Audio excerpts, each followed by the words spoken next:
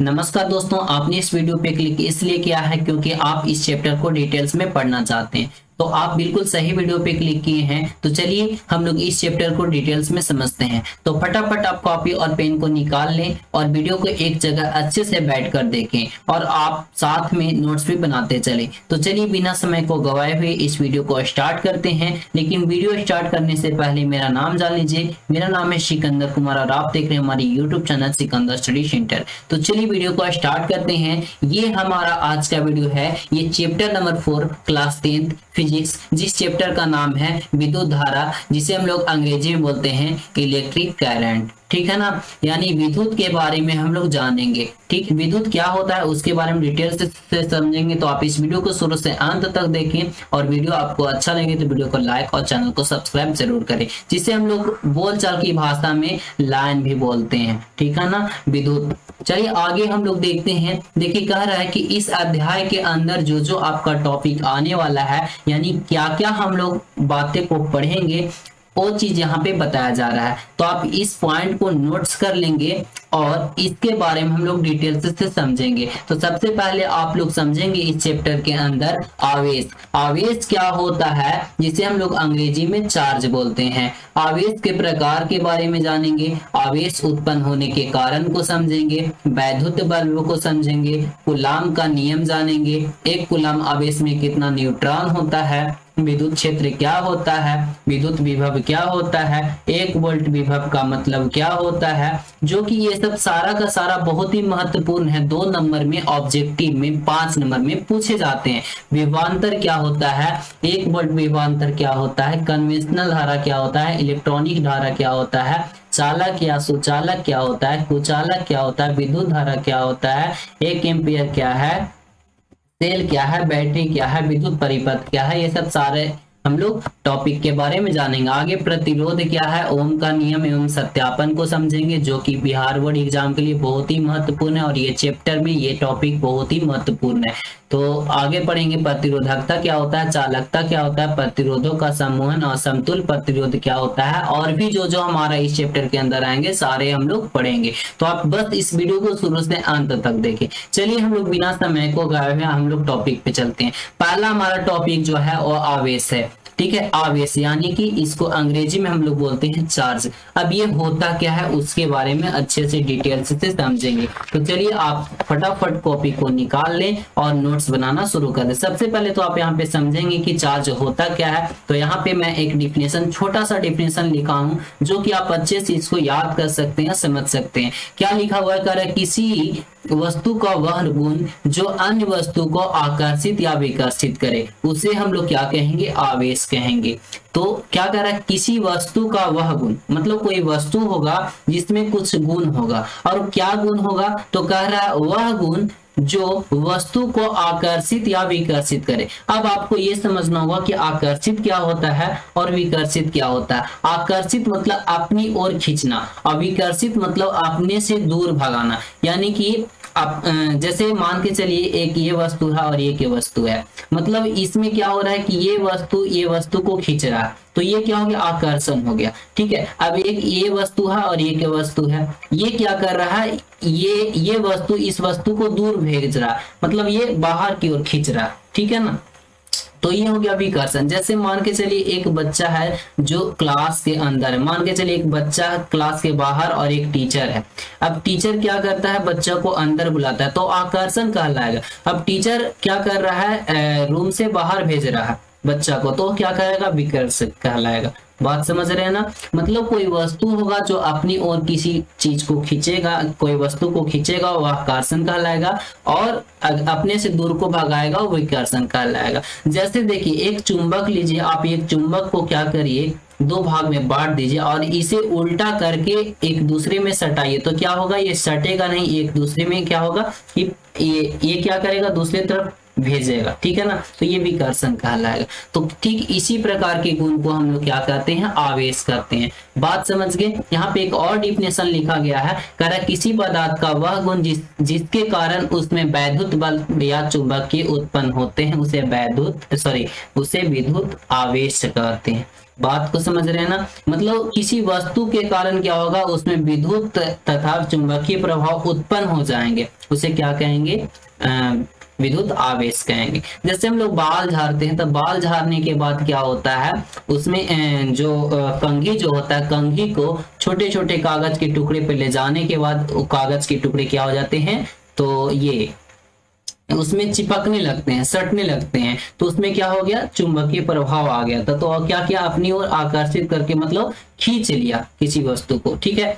चलिए अब आगे इसे समझते हैं। कह रहा इसे Q से सूचित किया जाता है, आवेश को Q से डिनोट किया जाता है। आप इस पॉइंट को लिख लेंगे। और कह रहा है इसका SI मात्रक जो होता है वो कूलाम होता है, जिसे हम लोग C से डिनोट करते हैं। इसका SI मात्रक क्या होता है, कूलाम होता है। याद रखेंगे, ऑब्जेक्टिव में आपसे पूछ सकता है। कह रहे यह एक सदिश राशि है, ये भी आप बिल्कुल रट ले, यह एक सदिश राशि है। समझ गए ना। यहाँ पे देखिए Q का हमारा फॉर्मूला निकलता है Q बराबर Ne, जहाँ Q जो है हमारा आवेश है, N हमारा न्यूट्रॉन है, I हमारा इलेक्ट्रॉन है, जो कि एक इलेक्ट्रॉनों पे इलेक्ट्रॉनों की संख्या कितनी होता है, तो -1.6 × 10⁻⁻19 कूलम, ठीक है, 90 कूलम। ये आपको याद रखना होगा। बात को समझ लिया, आवेश को समझ लिया। फटाफट आप क्या कीजिए, इसे नोट्स कर ले अच्छे से, या तो आप स्क्रीनशॉट ले ले, मैं जो भी लिखा हूं यहाँ पे इरेज कर देता हूं, आप फटाक से इसे स्क्रीनशॉट ले ले। और चलिए फटाक से हम लोग नेक्स्ट टॉपिक को समझते हैं। बात समझ गए। चलिए आगे हमारा दिया गया है आवेश के प्रकार, यानी आवेश के दो प्रकार होते हैं, जिसे चलिए हम लोग अच्छे से समझते हैं। पहला हमारा है धन आवेश, जिसे हम लोग पॉजिटिव चार्ज बोलते हैं। अब ये होता क्या है, और एक होता है ऋण आवेश, उसके बारे में जानते हैं। तो पहला हमारा धन आवेश है। धन आवेश क्या होता है, कह रहा है किसी पदार्थ से इलेक्ट्रॉन, क्या कहता है, कह रहा है कि जब किसी पदार्थ से इलेक्ट्रॉन निकाल लिया जाता है, उसे क्या कहा जाता है, धन आवेश से कहा जाता है। मान के चलिए कोई पदार्थ है, उस पदार्थ में क्या किया जाता है, इलेक्ट्रॉन निकाल लिया जाता है। इलेक्ट्रॉन, अब देखिए कोई पदार्थ में हमारा इलेक्ट्रॉन, प्रोटॉन और न्यूट्रॉन होते हैं। इलेक्ट्रॉन प्रोटॉन के बराबर होते हैं, ठीक है। ये हमारा पदार्थ, ये पदार्थ में जितना इलेक्ट्रॉन होगा उतना ही प्रोटॉन होगा। तो कह रहा है अगर ये पदार्थ में से इलेक्ट्रॉन निकाल लेगा तो ये क्या कहलाएगा, इसे हम लोग धन आवेश से कहेंगे। ऐसे भी हम लोग जानते हैं कि जैसे मान के चलिए एक व्यक्ति है, एक और व्यक्ति है, ये व्यक्ति का नाम है A और ये व्यक्ति का नाम है B। अगर ये व्यक्ति क्या किया, B को कुछ पैसा दिया है, तो ये क्या कहलाएगा, ये पॉजिटिव कहलाएगा। अब जो लेने वाला जो होता है वो निगेटिव कहलाता है, यानी कि ऋण आवेश। जैसे में यहाँ पे देखिए लिखा हुआ ऋण आवेश का, कारण जब कोई पदार्थ इलेक्ट्रॉनों को ग्रहण करता है उसे क्या कहते हैं, ऋण आवेश कहते हैं। अगर कोई पदार्थ जो है वो इलेक्ट्रॉनों को ले रहा है तो क्या कर रहा है, यानी ग्रहण कर रहा है, तो वह क्या कहलाएगा, ऋण आवेश कहलाएगा, जिसे हम लोग माइनस से डिनोट करते हैं, और धन आवेश को प्लस से, और ये ऋण आवेश को माइनस से। तो बात समझ रहे होंगे। मतलब वैसा पदार्थ, जो पदार्थ इलेक्ट्रॉनों को क्या कर रहा होगा, इलेक्ट्रॉनों को दे रहा होगा यानी निकाल रहा होगा, वह क्या कहलाएगा, धन आवेश कहलाएगा। और वैसा पदार्थ जो इलेक्ट्रॉनों को ग्रहण कर रहा होगा उसे क्या कहेंगे, ऋण आवेश से कहेंगे। ठीक है, चलिए आगे समझते हैं आवेश उत्पन्न होने के कारण क्या है। आवेश उत्पन्न होने के कारण है इलेक्ट्रॉनों का स्थानांतरण। मान के चलिए एक प्रोडक्ट है, यानी कि एक वस्तु है, ये वस्तु से क्या होगा, इलेक्ट्रॉन निकलेगा, या तो फिर ये मतलब कोई वस्तु पे जाएगा, निकल कर कोई वस्तु पे जाएगा, या तो ये वस्तु से वस्तु पे आएगा। तो क्या हो रहा है, इलेक्ट्रॉनों का स्थानांतरण, चाहे तो इससे उस पे जाए या उससे इस पे आवे, तो इलेक्ट्रॉन क्या हो रहे हैं, एक दूसरे पे जा रहे हैं। ठीक है ना, तो इसी को हम लोग बोलते हैं इलेक्ट्रॉनों का स्थानांतरण। तो ये हमारा कारण था। अब कह रहा आवेश के प्रमुख गुण क्या होता है, तो आवेश का प्रमुख गुण होता है समान आवेश एक दूसरे को विकसित करता है और असमान आवेश एक दूसरे को आकर्षित करता है। उदाहरण के रूप में समझेंगे, जैसे मान के चलिए एक लड़का है और एक लड़की है, तो बताइए इसमें आकर्षण होगा या विकर्षण होगा? इसमें बिल्कुल आकर्षण होगा, क्योंकि यहाँ पे हम एक चीज पढ़ चुके, कह रहा समान आवेश एक दूसरे को विकर्षित करता है। तो बताइए दोनों समान है? नहीं, एक लड़का है और एक लड़की है, तो ये क्या करेगा? आकर्षण करेगा। कह रहा असमान आवेश एक दूसरे को आकर्षित करता, तो ये दोनों तो असमान, एक लड़का है एक लड़की है। अगर हाँ ऐसा रहता बॉय और बॉय, तो ये दोनों समान है, ठीक है। तो ये आकर्षण करेगा या विकर्षण? तो ये विकर्षण करेगा, ठीक है ना। लेकिन असमान वाले जो रहते हैं, जैसे लड़का और लड़की है, तो ये क्या करेगा? आकर्षण करेगा। तो इसी तरह से कह रहा है समान आवेश यानी कि पॉजिटिव और पॉजिटिव क्या करेगा? ये तो विकर्षण करेगा, और पॉजिटिव और निगेटिव क्या करेगा? आकर्षण करेगा, ठीक है ना। चलिए आगे समझते हैं वैद्युत बल क्या होता है। तो वैद्युत बल के बारे में जानेंगे।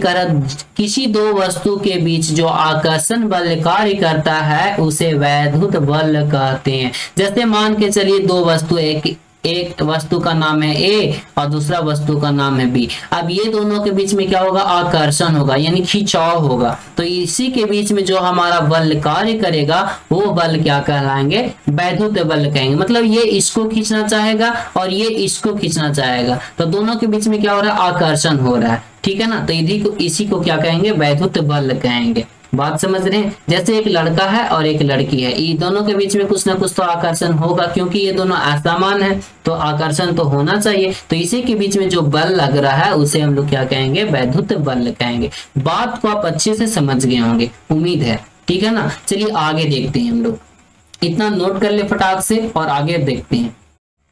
देखिए अब हम लोग पढ़ने वाले हैं कूलाम का नियम, जो कि ये चैप्टर का बहुत ही महत्वपूर्ण टॉपिक है। ये टॉपिक से हमारा 5 नंबर का सवाल पूछा जाता है, ठीक है। यहाँ से आप ऑब्जेक्टिव भी लग सकता है आपका। तो चलिए यहाँ पे इसको समझते हैं, कूलाम का नियम है क्या। सबसे पहले जानते हैं कूलाम। कूलाम ये जो है ये किसी वैज्ञानिक का नाम है, ठीक है। तो ये क्या किए हैं? किसी ये आकर्षण और प्रतिकर्षण के बीच में क्या किए? एक नियम लाए हैं, एक नियम को लागू किए हैं। वही नियम के बारे में बताए हैं, जिसे हम लोग क्या कहते हैं? कूलाम का नियम कहते हैं, ठीक है। तो चलिए आगे समझते हैं ये है क्या। कह रहा है कि फ्रांस के वैज्ञानिक है, जो वैज्ञानिक का नाम है चार्ल्स अगस्टिन डे कूलाम साहब ने, ठीक है। चार्ल्स अगस्टिन डे कूलाम साहब ने 1785 ईस्वी में वैद्युत बल से संबंधित एक नियम का प्रतिपादन किया है, जिसे कूलाम का नियम कहते हैं। ये आकर्षण और प्रतिकर्षण के बीच में क्या किए हैं? एक नियम का प्रतिपादन किए हैं, जिसे क्या कहा जाता है? कूलाम का नियम कहा जाता है, ठीक है। तो ये क्या कि दो वस्तु लिए थे और दो वस्तु के बीच में आकर्षण और प्रतिकर्षण के बीच में कुछ नियम का प्रतिपादन किए। उसी नियम के बारे में हम लोग को जानना है, जिसे हम लोग क्या कहते हैं? कूलाम का नियम कहते हैं। बात समझ गए? इसके अनुसार क्या करता है? इसमें लगने वाला बल दो आवेशों के गुणनफल के समानुपाती, अर्थात F डायरेक्टली प्रोपोर्शनल टू क्या कहलाता है? Q1 into Q2। देखिए जैसे कह रहा है कि दो वस्तु लेते हैं, एक ये वस्तु है, ये एक ये वस्तु है, इसके बीच में क्या लगेगा?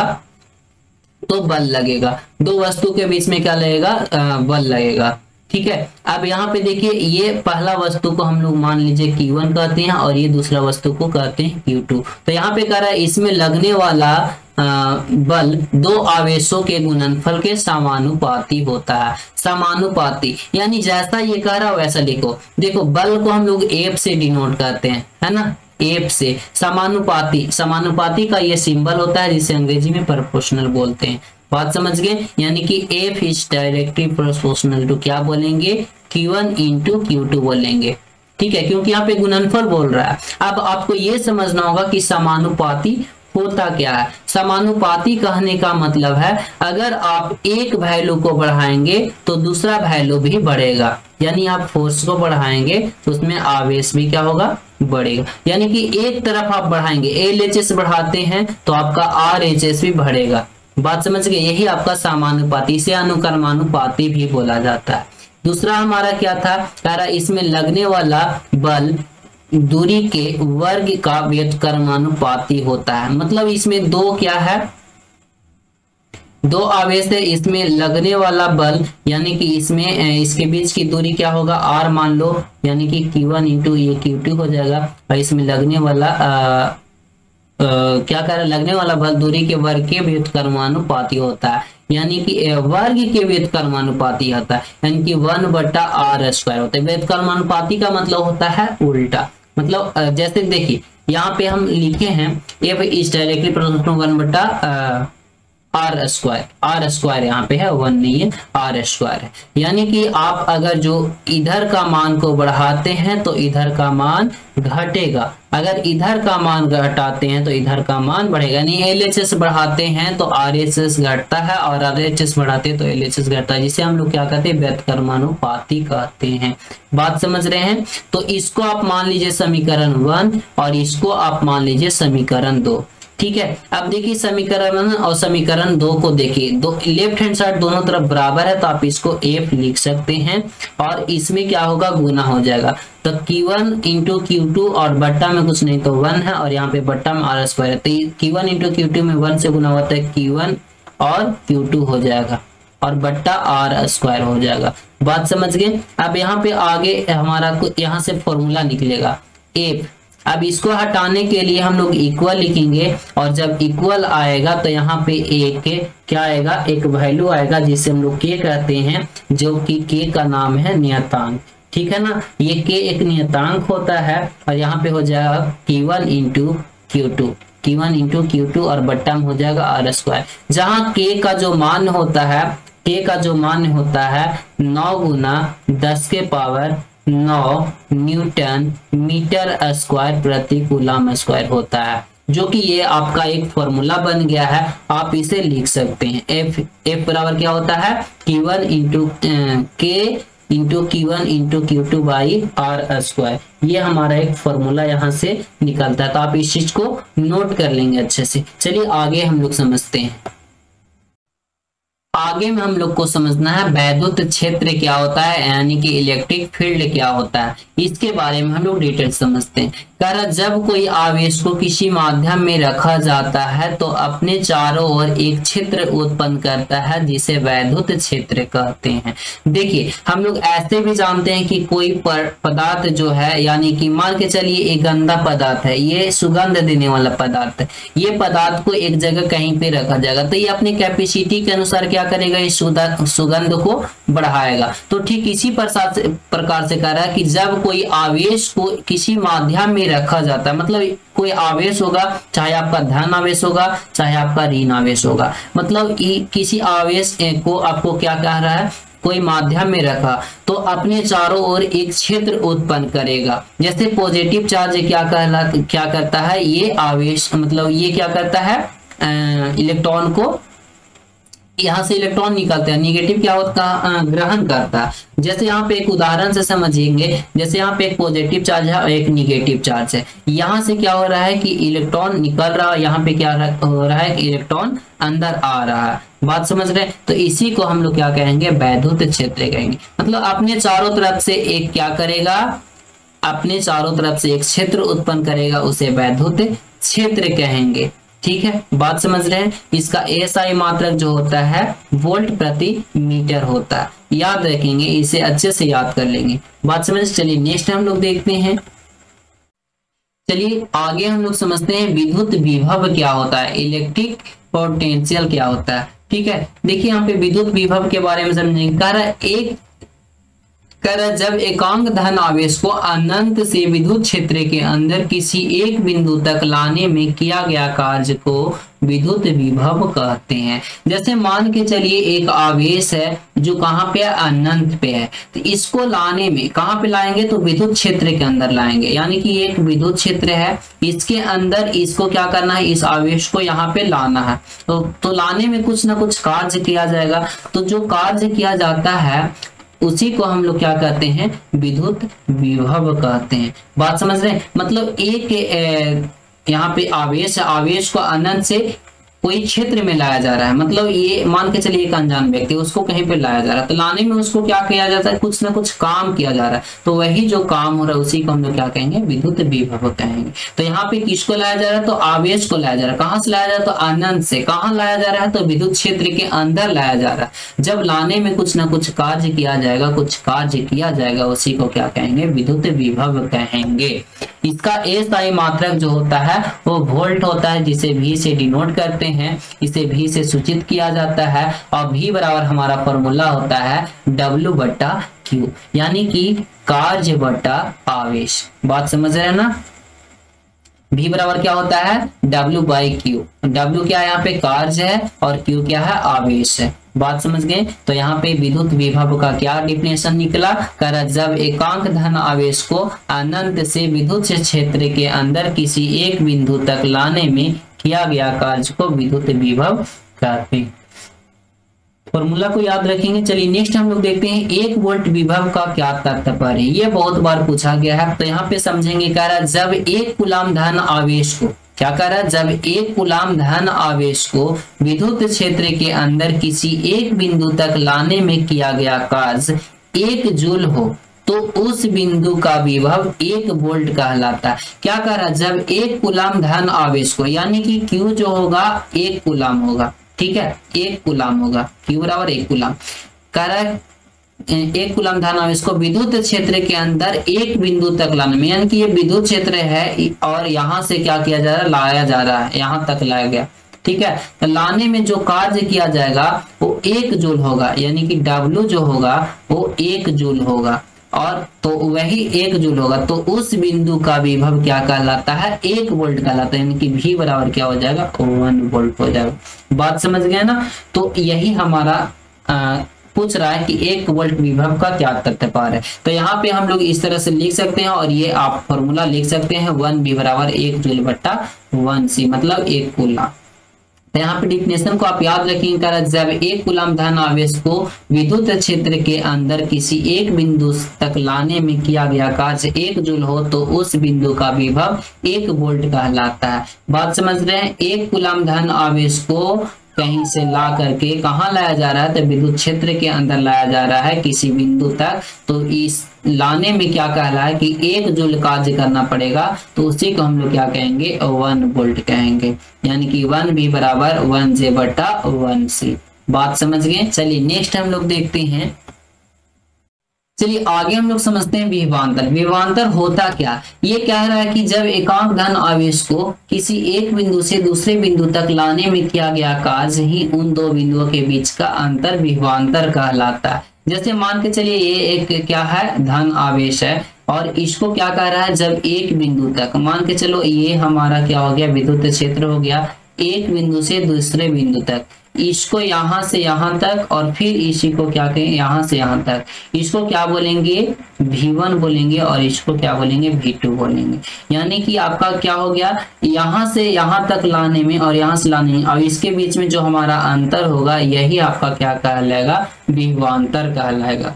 ठीक है, बात को समझ रहे हैं। कर जब एकांक धन आवेश को किसी एक बिंदु से दूसरे बिंदु तक लाने में किया गया कार्य उन दो बिंदुओं के बीच का अंतर को ही क्या कहा जाता है, विभवांतर कहते हैं। इसके बीच में तो कुछ ना कुछ अंतर होगा, क्योंकि 2 बिंदु है, एक यहाँ और एक यहाँ, इसके बीच में जो अंतर होता है उसी को हम लोग क्या कहते हैं, विभवांतर कहते हैं। बात समझ गए। यहाँ पे आपका भी इसी से भी से डिनोट किया जाता है, इसका SI मात्रक वोल्ट होता है, और यह एक अदिश राशि है। बात समझ रहे हैं। इसका फॉर्मूला जो होता है V बराबर W/Q होता है। इसको हम लोग ऐसे भी लिखते हैं V2 - V1 बराबर W/Q, यानी कि ये हमारा क्या हो गया, दूसरा बिंदु हो गया और ये पहला बिंदु होगा, तो इसके बीच में हमारा अंतर तो निकालना होगा, तभी ना विभवांतर निकलेगा। तो ये हमारा फॉर्मूला बनता है, ये इसे आप याद कर लेंगे, जो कि आगे आपका काम आने वाला है। आगे हम लोग को समझना है 1 वोल्ट विभवांतर का क्या तात्पर्य है। पहले जब 1 कूलाम धन आवेश को अनंत से विद्युत क्षेत्र के अंदर किसी एक बिंदु से दूसरे बिंदु तक लाने में किया गया कार्य 1 जूल हो, तो उन दोनों बिंदुओं के बीच का विभवांतर 1 वोल्ट कहलाता है। क्या कह रहा है कि जब 1 कूलाम धन आवेश को क्या कहाँ पे लाने पे, विद्युत क्षेत्र के अंदर किसी एक बिंदु से दूसरे बिंदु तक, मतलब ये एक बिंदु होगा और ये एक बिंदु होगा, तो इसके बीच में बीच तक लाने में किया गया कार्य 1 जूल होगा। मतलब यहाँ से यहाँ तक लाने में 1 जूल कार्य करना पड़ेगा, यानी कि V1 V2 हो जाएगा। और ये आवेश को यहाँ से लाया गया, तो बीच में लाने में जो कार्य किया जाएगा वही आपका क्या कहलाएगा, 1 वोल्ट कहलाएगा। बात समझ रहे हैं, यानी कि 1V is equal to 1J/1C। बात समझ गए, तो यही आपका क्या कहलाता है, 1 वोल्ट विभवांतर कहलाता है, जो कि आपका यहाँ पे लिखा हुआ है। अब कह रहा विभवांतर मापने वाले यंत्र को वोल्ट मीटर कहते हैं, जो कि बहुत ही महत्वपूर्ण टॉपिक है, बहुत ही महत्वपूर्ण। ये क्वेश्चन बन सकता है आपका, कहेगा कि विभवांतर मापने वाले यंत्र को कहते हैं, तो आपको याद रखना होगा वोल्ट मीटर कहते हैं। कह रहा वोल्ट मीटर को समांतर क्रम में या पार्श्व क्रम में संयोजन किया जाता है, समांतर क्रम। ठीक है, आगे हम लोग समझेंगे ये होता क्या है। तो चलिए आगे नेक्स्ट टॉपिक देखते हैं। नेक्स्ट जो आपका है विद्युत धारा उच्च विभव से, अच्छा ये पॉइंट हो गया आपका। कह रहा विद्युत धारा जो होता है उच्च विभव से निम्न विभव की ओर प्रवाहित होते। आप ऐसे भी समझते हैं कि एक के मतलब 2 हमारा समान है, कि एक में पानी हमारा पूरा फुल किया हुआ है और एक में थोड़ा कम है, मतलब हल्का है। तो बताइए किसमें से पानी किसमें जाएगा, मतलब जिसमें ज्यादा रहेगा उसमें से आपका, जिसमें कम रहेगा उसमें जाएगा। तो वही कर रहा है कि विद्युत धारा जो होता है उच्च विभव से निम्न विभव की ओर प्रवाहित होती है, मतलब जिसमें ज्यादा रहता है और जिसमें कम रहता है उधर में जाएगा, बहेगा। ठीक है, आगे कह रहा है कन्वेंशनल धारा क्या होता है। कह रहा है किसी चालक तार से उच्च विभव से निम्न विभव की ओर प्रवाहित होने वाली आवेश को कन्वेंशनल धारा कहते हैं। कन्वेंशनल धारा क्या कह रहा है, मतलब जिसमें उच्च विभव, मान के चलिए 2 बैटरी है, ठीक है, एक बैटरी पूरा चार्ज है और एक बैटरी डाउन है, तो ये बैटरी में से क्या होगा, कुछ इसमें मतलब करंट क्या होगा इसमें आएगा, तो इसी को हम लोग क्या कहेंगे, कन्वेंशनल धारा कहेंगे।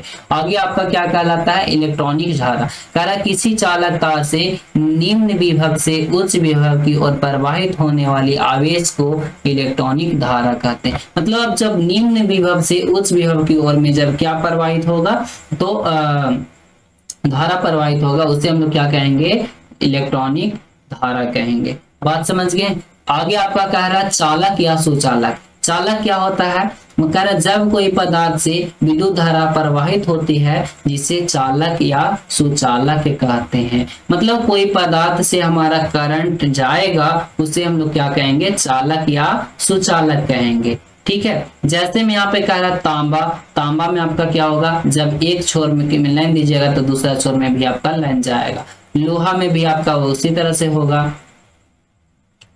और आगे देखिए मिट्टी, ये नहीं होगा, पानी में भी होगा, मनुष्य का शरीर होगा, मिट्टी में नहीं होगा। मिट्टी में अगर भी गीला मिट्टी है तो हो सकता है। ठीक है, आगे देखिए समझते हैं कुचालक। कुचालक क्या होता है, कह रहा जब कोई पदार्थ से विद्युत धारा प्रवाहित नहीं होती है उसे क्या कहते हैं, कुचालक कहते हैं। जैसे शुद्ध जल, अगर शुद्ध जल हो तो उसमें आपका क्या होगा, विद्युत धारा प्रवाहित नहीं होगा। शीशा में नहीं होगा, प्लास्टिक में भी नहीं होगा। ये सब आपका उदाहरण था सुचालक और कुचालक का। बात समझ गए। चलिए नेक्स्ट हम लोग देखते हैं आगे विद्युत धारा, जो कि अच्छे से समझेंगे इसको, तो इसको आप नोट कर ले फटाक से। और चलिए आगे बढ़ते हैं।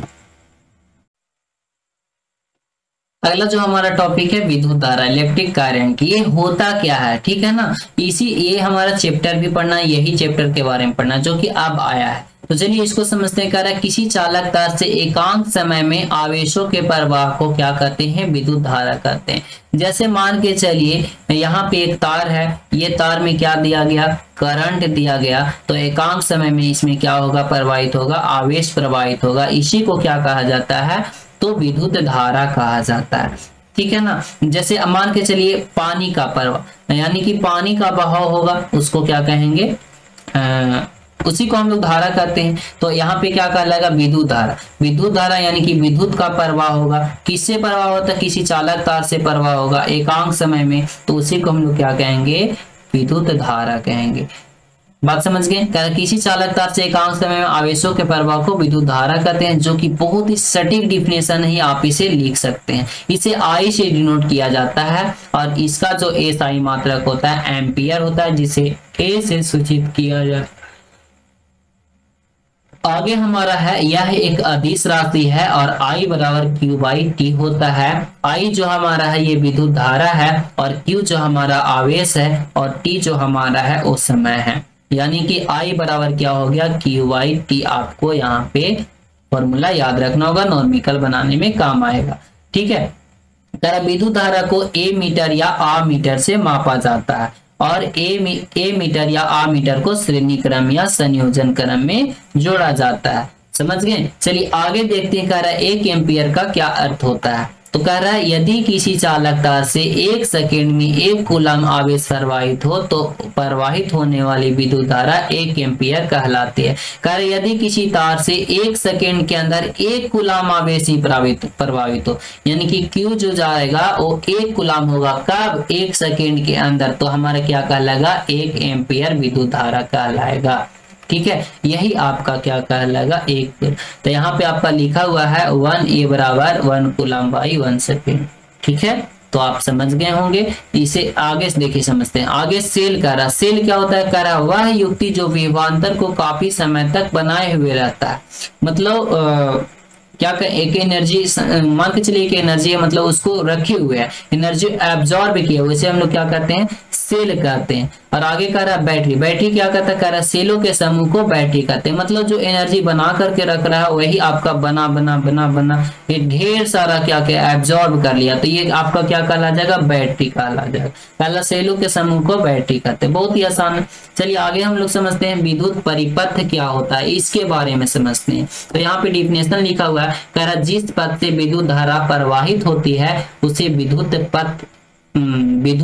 परिपथ कहते हैं। तो क्या कह रहा, किसी पथ से, मतलब पथ मतलब क्या होता है, रास्ता, मतलब जिस पथ से विद्युत धारा जाएगा उसे हम लोग क्या कहेंगे, विद्युत परिपथ कहेंगे। जैसे यहाँ पे एक फिगर लिखा हुआ है, यहाँ पे क्या बनाया गया, पथ बनाया गया, यहाँ पे बल्ब लगा दिया गया। यहाँ पे कलर चेंज कर लेते हैं, यहाँ पे क्या किया गया, एक बल्ब लगा दिया गया, यहाँ पे बैटरी लगा दिया, यहाँ स्विच लगा दिया, यहाँ ए मीटर, और यहाँ पे ये प्रतिरोध लगा दिया गया, और यहाँ वोल्ट मीटर लगा दिया गया। अब यहाँ पे देखिए कह रहा है इससे आवश्यक कारक निम्न है। चालक तार को इसे डिनोट किया गया, बैटरी को इसे डिनोट किया गया है, और ये बल्ब है, ये वोल्ट मीटर, ये एमीटर स्विच है, और ये प्रतिरोध, इस तरह से आपको डिनोट किया जाता है। तो ये विद्युत परिपथ है। बात समझ, ये हमारा विद्युत परिपथ है जो कि यहाँ पे फिगर बताया गया है। और विद्युत परिपथ होता क्या है, कह रहा जिस पथ से विद्युत धारा प्रवाहित होती है उसे विद्युत परिपथ कहते हैं। इसके बाद और भी वीडियो देखना चाहते हैं तो आप हमारे YouTube चैनल के प्लेलिस्ट में जाए, या इसी वीडियो के नीचे डिस्क्रिप्शन में, या तो हमारे चैनल पे जाकर आगे वीडियो देख